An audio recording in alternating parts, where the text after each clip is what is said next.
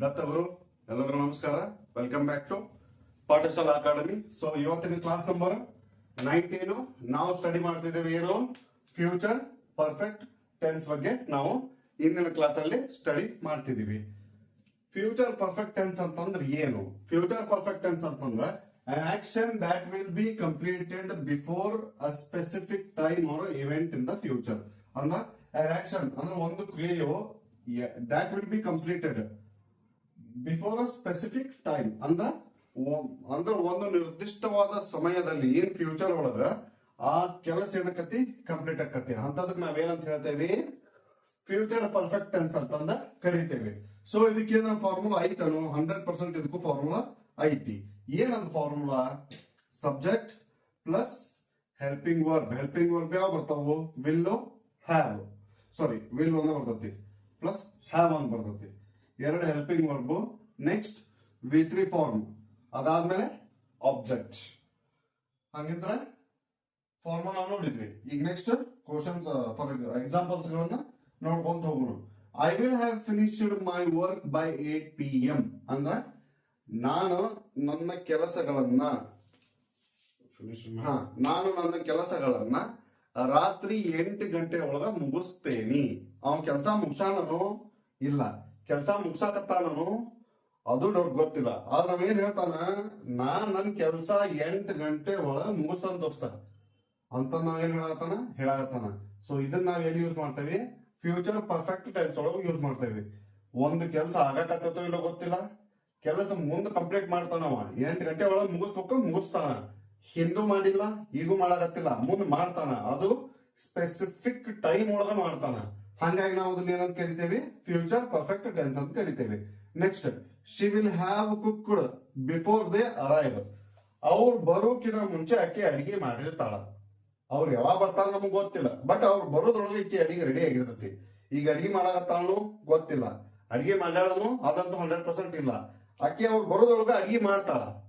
ಅದನ್ನ ಅವ್ರು ಏನ್ ಮಾಡತ್ತಾರ? ಎಕ್ಸ್ಪ್ಲೇನ್ ಮಾಡತ್ತಾರ. Next, they will have reached the station by tomorrow morning.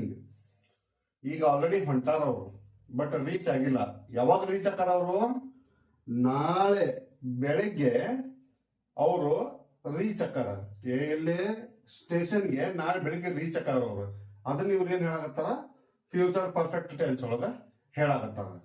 So ಇದಾಗಿತ್ತು ನಮ್ಮ formula future perfect tense definition. ಒಂದೆರಡು ಎಕ್ಸಾಂಪಲ್ಸ್.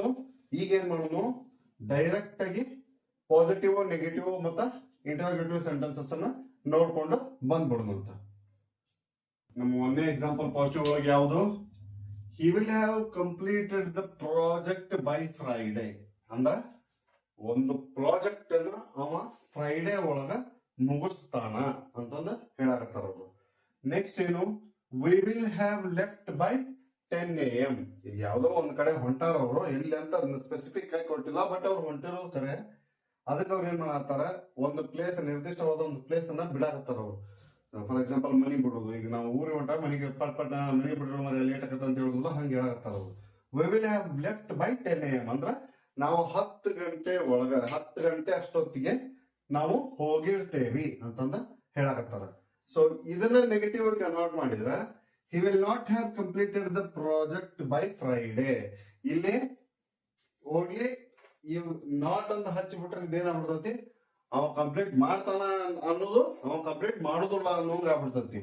ನೋಡ್ರಿ, ಬೇಕಂದ್ರೆ he will have completed the project by Friday, he will not have completed the project by Friday. ಅಂದ್ರೆ ಅವ ಶುಕ್ರವಾರ ಮಠ ಅಂದ್ರ ಅವನ ಪ್ರಾಜೆಕ್ಟ್ ಕಂಪ್ಲೀಟ್ ಮಾಡುದಿಲ್ಲ ಅಂತಂದ ಸೆಕೆಂಡ್ ನೆಗೆಟಿವ್ ಸೆಂಟೆನ್ಸ್ ಹೇಳಾಕತ್ತೈತಿ. ಪಾಸಿಟಿವ್ ಸೆಂಟೆನ್ಸ್ ಏನ್ ಹೇಳಾಕತ್ತೈತಿ? ಶುಕ್ರವಾರದೊಳಗ ಅವ ಕಂಪ್ಲೀಟ್ ಮಾಡ್ತಾನ ಅಂತ ಹೇಳಾಕತ್ತೈತಿ. Same, we will have left by 10 AM. ಇದ ಏನಕತಿ? 10 ಗಂಟೆ ಒಳಗ ಅವ್ರು ಖಾಲಿ ಮಾಡ್ತಾರ ಅಂತ ಹೇಳಾಕತ್ತೈತಿ. ಇದೇ ಏನ ಖಾಲಿ ಅಂದ್ರೆ ಹೊಕ್ಕಾರ. ನೆಕ್ಸ್ಟ್ ಇದೇನ್ ಹೇಳಾಕತ್ತೈತಿ? We will not have left by 10 AM. 10 ಗಂಟೆ ಮಟ್ಟ ಅಂದ್ರೆ ನಾವು ಹೋಗಿರಂಗಿಲ್ಲ, ನಾವು ಹೋಗಿರುವುದಿಲ್ಲ ಅಂತ ಹೇಳಾಕತ್ತೈತಿ. ಇನ್ ಇದನ್ನ ಕ್ವಶನ್ ಮಾರ್ಕ್ ಒಳಗೆ ಏನಕತಿ? ಹೆಲ್ಪಿಂಗ್ ವರ್ಬ್ ಇದೇನೈತಲ್ಲ ಇದು ಫಸ್ಟ್ ಬರ್ತೈತಿ, ಅದಾದ್ಮೇಲೆ ಸಬ್ಜೆಕ್ಟ್ ನೆಕ್ಸ್ಟ್ ಬರ್ತೈತಿ. Will he have completed the project by Friday ಅಂದ್ರ ಅವ ಫ್ರೈಡೆ ಮಟ್ಟ ಅಂತಂದ್ರೆ ಕೆಲಸ ಮುಗಿಸ್ತಾನ ಅದಕ್ಕೆ ಇಲ್ಲಿ ಏನು ಬಂತು, ಕ್ವಶನ್ ಮಾರ್ಕ್ ಬಂತು. Second one, will we have left by 10 AM ಅಂದ್ರ ನಾವು 10 ಗಂಟೆ ಒಳಗ ಹೊಕ್ಕೇವನ. ಹ್ಯಾವ್ ಲೆಫ್ಟ್ 10 AM 10 ಗಂಟೆ ಒಳಗೆ ನಾವು ಹೊಕ್ಕೇವೇನು ಅಂದ್ರೆ ಅವ್ರಿಗೆ ಡೌಟ್. ಹಂಗಾಗಿ ಅವ್ರು ಏನ್ ಮಾಡತ್ತಾರ, ಕ್ವಶನ್ ಮಾಡ್ಕೊಳತ್ತಾರ.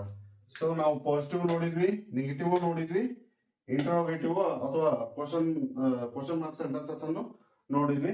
ಈಗ ಇದಾದ್ಮೇಲೆ as usual V1 V2 V3 ING plus S. ಇವ್ ನೆಕ್ಸ್ಟ್ 5 ಅಥವಾ 5 ಸಾಕು. ಡೈಲಿ 5 ಮಾಡ್ಕೊಂತ ಹೋದ್ರೆ ನಿಮ್ಗೂ ಕ್ಲಿಯರ್ ಆಗಿ ಐಡೆಂಟಿಫೈ ಆಗ್ತವೆ, ಕ್ಲಿಯರ್ ಆಗಿ ಅರ್ಥಕ್ಕತಿ ಅಂತ ಹೇಳ್ತಾ ಏನ್ ಮಾಡ್ತಾನೆ ಈಗ ನೆಕ್ಸ್ಟ್ V1 V2 V3 ನ ಬರೆಯಕ್ ಸ್ಟಾರ್ಟ್ ಮಾಡಬಹುದು. ಇವು ನಮ್ಮ ಇವತ್ತಿನ ಕ್ಲಾಸಿನ 5 V1 V2 V3 ING plus S for S forms. ಒಂದೇದ್ ಯಾವುದು, ಬ್ರೇಕ್.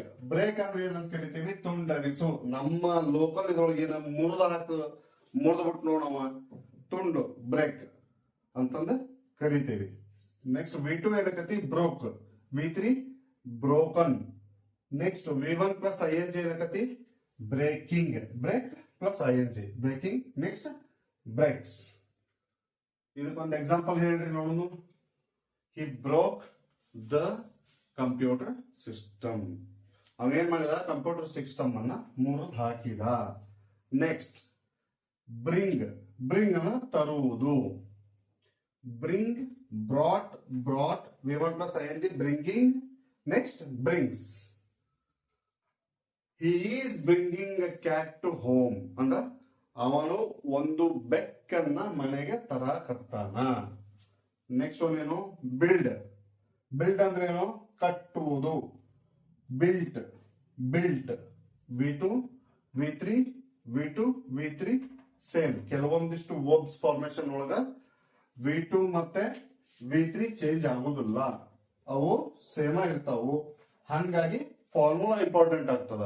ನಿಮಗೆ ಫಾರ್ಮುಲಾ ಗೊತ್ತಿದ್ದಿಲ್ಲ ಅಂದ್ರೆ ಸಡನ್ ಆಗಿ ಬಿಲ್ಟ್, ನೀವು V2 ಒಳಗಿನ ಬಿಲ್ಟ್ ತಗೊಂಡು V3 ಒಳಗಿನ ಬಿಲ್ಟ್ ತಗೊಂಡು ನಿಮ್ಗೆ ಗೊತ್ತಾಗುದಿಲ್ಲ. ಹಂಗಾಗಿ ಫಾರ್ಮುಲಾಸ್ ಅನ್ನ ಸಾಧ್ಯ ಆದಷ್ಟು ಪ್ರತಿಯೊಂದು ಇದ್ರೊಳಗೂ ಇಂಪ್ಲಿಮೆಂಟೇಷನ್ ಮಾಡ್ಕೊಂತ ಹೊಂಟ್ರೆ ನಿಮ್ಗೆ ಇನ್ನೂ ಈಸಿಯಾಗಿ ಇಂಗ್ಲಿಷ್ ಅರ್ಥ ಆಗ್ತದೆ. ಸೊ ನೆಕ್ಸ್ಟ್ ಏನು, building. Build plus ING. V1 plus ING ಯಾವಾಗ್ಲೂ ING V1 ಪ್ಲಸ್ ING ನ ಬರ್ತತಿ. ಹಂಗಾಗಿ ಬಿಲ್ಡಿಂಗ್ ಆಕೈತಿ. ಇಲ್ಲ ಏನಕ್ಕಿತ್ತದ, V2 ಅಥವಾ V3 ಬಿಲ್ಟಿಂಗ್ ಆಕಿತ್ತು. ಬಿಲ್ಟಿಂಗ್ ಅಲ್ಲ, ಅದು ಪ್ರಾಪರ್ ವರ್ಬ್ ಅಲ್ಲ, ಅದೇನಕ್ಕಿತ್ತು, ರಾಂಗ್ ವರ್ಬ್ ಆಕಿತ್ತು. ನೆಕ್ಸ್ಟ್ ಬಿಲ್ಡ್ಸ್ ಆಗ್ಬೇಕಿತ್ತು, ಬಿಲ್ಡ್ಸ್ ಆಗುದಿಲ್ಲ, ಬಿಲ್ಡ್ಸ್ ಆಕತಿ. ಯಾಕ, V1 ಜೋಡಿನ ಎಸ್ ಅಥವಾ ES ಬರ್ತಾವು. ನೆಕ್ಸ್ಟ್ ಬರ್ನ್ ಅಂದ್ರೆ ಏನು, ಸುಡುವುದು. ನೆಕ್ಸ್ಟ್ ಇದು V2 ಬರ್ಂಟ್. V3 ಏನಕತಿ, ಬರ್ಂಟ್ ಆಕತಿ. Next V1 plus ING burn plus ING burning. Next ES ಅಥವಾ ಎಸ್. ನೆಕ್ಸ್ಟ್ ಏನಕತಿ, ಬರ್ನ್ಸ್. ಆಸ್ ಯೂಶುವಲ್ ನಾಲ್ಕನೇ ಲಾಸ್ಟ್ ಬೈ. ಅಂದ್ರೆ ಏನು, ಖರೀದಿಸುವುದು. ಬಾಟ್ ಇಲ್ಲಿ ಏನಾಯ್ತು, ಸೇಮ್ ಆಯ್ತು. ಇಲ್ಲಿ ಒಂದಷ್ಟ ಚೇಂಜ್, V2 V3 ಉಳ್ಕಿದ್ವಲ್ಲ, V2 V3 ಸೇಮ್ ಆದವು. Next buys. ಇಲ್ಲಿ ನೋಡ್ರಿ, ಬ್ರಿಂಗ್ ಬೈ ಚೂರ್ ಕನ್ಫ್ಯೂಸ್ ಆಕತಿ. ಇಲ್ಲಿ ಬ್ರಾಟ್, ಇಲ್ಲಿ ಬಾಟ್. ಇದು ಒಂದು ಆರ್ ತೆಗೆದ್ಬಿಟ್ರೆ ಇದು ಬಾಟ್ ಆಕತಿ, ಹೌದಾ? ಬಟ್ ಯಾವ್ದಕ್ V2 ಫಾರ್ಮ್ ಯಾವ್ದು ಬರ್ತತಿ ಅನ್ನೋದನ್ನ ನೀವು ಹೆಂಗ್ ಎಕ್ಸಾಂಪಲ್ಸ್ ಗಳನ್ನ ಹೆಂಗ್ ವರ್ಕೌಟ್, ಅದ್ರ ಮೇಲೆ ಇಂಗ್ಲಿಷ್ ಮೇಲೆ ವರ್ಕೌಟ್ ಗಳನ್ನ ಮಾಡ್ತೀರಿ, ಅದ್ರ ಮೇಲೆ ನಿಮ್ಗೆ ಬಹಳ ಈಸಿಯಾಗಿ ಅರ್ಥ ಆಗ್ತದೆ. So V1 plus ING buying, S bar S buys. ಇವು ಇಂದಿನ 5 V1 V2 V3 ಫಾರ್ಮ್ಗಳು. ಬೇಕಂದ್ರೆ ನಿಮ್ಗೆ ಒಂದೊಂದು ಎಕ್ಸಾಂಪಲ್ಸ್ ಗಳನ್ನ ಹೇಳ್ಬಿಡ್ತೇನೆ. ಅಂದ್ರೆ ಫಾರ್ ಎಕ್ಸಾಂಪಲ್, ಒಂದೇದ್ದು ಆಲ್ರೆಡಿ ಹೇಳೇನಿ, ಎರಡನೇದ್ದು ಬ್ರಾಟ್, ಅದನ್ನೂ ಹೇಳಿದೆ ಅಂತ ಅನ್ಕೊಂತಾನೆ ಇರೋಂಗಿಲ್ಲ, ಇನ್ನೊಂದ್ಸತಿ ಹೇಳ್ಬಿಡ್ತಾನೆ.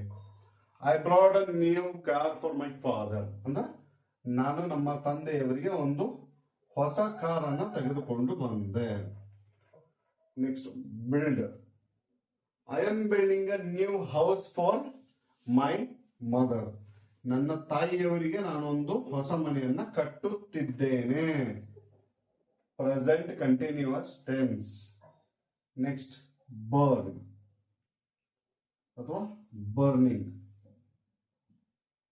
ಇದಕ್ಕೆ the fire is having a burning content ಅಂದ್ರೆ ಬೆಂಕಿಯು ಸುಡುವಂತಹ ಅಂಶವನ್ನ ಹೊಂದಿದೆ. Next buy, brought, bought, bought, buying ಅಥವಾ ಬೈಸ್ ಯಾವ್ದಾದ್ರು ಒಂದು. I bought new phone for my friend. ನಾನು ನನ್ನ ಗೆಳೆಯನಿಗೆ ಒಂದು ಹೊಸ ಮೊಬೈಲ್ ಅನ್ನ ತೆಗೆದುಕೊಂಡೆ. ಹೋಗೋದು. ಈಗ ನೆಕ್ಸ್ಟ್ ನಿಮ್ದೇನು ಕೆಲಸ, ಇದ್ರ ಮೇಲೆ ಒಂದು 5 ಎಕ್ಸಾಂಪಲ್ಸ್ ಗಳನ್ನ ಮಾಡ್ರಿ. ಇವತ್ತಿಂದು ಫ್ಯೂಚರ್ ಕಂಟಿನ್ಯೂಸ್ ಟೆನ್ಸ್ ಇಂದು ಆಸ್ ಯೂಶುವಲ್ ಪಾಸಿಟಿವ್, ನೆಗೆಟಿವ್, ಇಂಟರ್ಗೇಟಿವ್ ಒಳಗ ಈ 5 ಸೇರೆ ಒಟ್ಟು 15 ಎಕ್ಸಾಂಪಲ್ಸ್ ಗಳು. ಡೆಫಿನಿಷನ್ ಫಾರ್ಮುಲಾ ಬಹಳ ಇಂಪಾರ್ಟೆಂಟ್. ಸೊ ಅವ್ರನ್ನ ಯಾವುದೇ ಕಾರಣಕ್ಕೂ ಮಿಸ್ ಮಾಡ್ಕೋಬೇಡ್ರಿ. ಅದನ್ನ ನೋಡ್ಸೋ ಫಸ್ಟ್ ಅದನ್ನ ಬರೆದಿಟ್ಕೊಂಡು ಅದಾದ್ಮೇಲೆ ಇವ್ ಎಕ್ಸಾಂಪಲ್ಸ್ ಗಳನ್ನ ಬರೀರಿ. ಈ 5 ಎಕ್ಸಾಂಪಲ್ಸ್ ಬರೆದ್ಮೇಲೆ ನೆಕ್ಸ್ಟ್ ನಿಮ್ಮ ದಿನನಿತ್ಯ ಲೈಫ್ ಒಳಗೆ ನೀವು ಏನ್ ಪ್ಲಾನ್ ಹಾಕೊಂಡಿರ್ತೀರಿ ಇನ್ ಫ್ಯೂಚರ್, ಇಷ್ಟು ದಿವಸ ನಾ ಇದನ್ನ ಮುಗಿಸ್ಬೇಕು ದೋಸ್ತ ಅಂತ ನೀವು ನಿಮ್ ಫ್ರೆಂಡ್ಸ್ ಜೋಡಿ, ನಿಮ್ಮ ಫ್ಯಾಮಿಲಿ ಜೋಡಿ ಏನೋ ಹೇಳ್ಕೊಂಡಿರ್ತೀರಿ. ಫಾರ್ ಎಕ್ಸಾಂಪಲ್ ನಿಮ್ಗೆ ಏನೋ ಒಂದು ಸಣ್ಣ ಪುಟ್ಟ ಗೋಲ್ಸ್ ಗಳಿರುತ್ತೆ. ಈ ವಾರದ ನಾ ಇದನ್ನಿಷ್ಟು ಮಾಡ್ಬೇಕು. ಫಾರ್ ಎಕ್ಸಾಂಪಲ್ ಹೊಲ್ದಾಗ ಇಟ್ಕೊರಿ. ಹೊಲದಾಗ ಏನ ಬಿತ್ತುದು, ಈ ಬಿದ್ದು ಟೈಮ್ ಅಲ್ಲ, ಈಗ ಕಟಾವ್ ಮಾಡೋ ಟೈಮ್ ಅಲ್ಲ. ಮುಂದಿನ ವಾರ ಟೆನಿ ಕಂಡೀಷನ್ ಕಟಾವ್ ಮಾಡಬೇಕು. ನಾನು ಕಟಾವ್ ಮುಂದಿನ ವಾರದ ಮುಗಿಸ್ಬಿಡ್ತಾನೆ, ಹಾಗೆ ಬಿಡ್ತೈತಿ. ಅದನ್ನ ಇಲ್ಲಿ ಅಪ್ಲೈ ಮಾಡ್ರಿ. ಅವಾಗ ಏನಾಗ್ಬಿಡ್ತೈತಿ, ನಿಮ್ಗೆ ಕಲೆ ಇಂಟ್ರೆಸ್ಟ್ ಬರ್ತೈತಿ. ಹೌದಲ್ಲ, ನಾನ್ ಮಾಡೋ ಕೆಲಸನ ನಾನು ಇಂಗ್ಲಿಷ್ನಾಗ ಹೇಳ್ತೇನೆ. ಅವಾಗ ಏನಾಕತಿ, ಒಂದು ಜುನಿಯನ್ ಚಲೋ ಹೋಗತಿ. ಟೆನಿ ಕಂಡೀಷನ್ ಏನಾಗತಿ, ನಿಮಗ್ ಕಲಿಬೇಕು ಅನ್ನೋ ಹಂಬಲ ಬಂದ ಬರ್ತೈತಿ ಅಂತ ಹೇಳ್ತಾ ಇವತ್ತಿನ ನನ್ನ ಕ್ಲಾಸ್ ಅನ್ನ ನಾನು ಮುಗಿಸ್ತಾ ಇದ್ದೀನಿ. ಸೊ ಆಗಲೇ ನನ್ನ ಕ್ಲಾಸ್ ನಂಬರ್ 19 ಅಂತ ಹೇಳಿದೆ, ಕ್ಷಮಿಸಿ.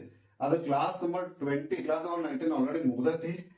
ಏನ್ ಮಾಡ್ತೀರಿ, ವಯಸ್ಸಾತ್ ನಂದು. ಗೋವಿಂದ.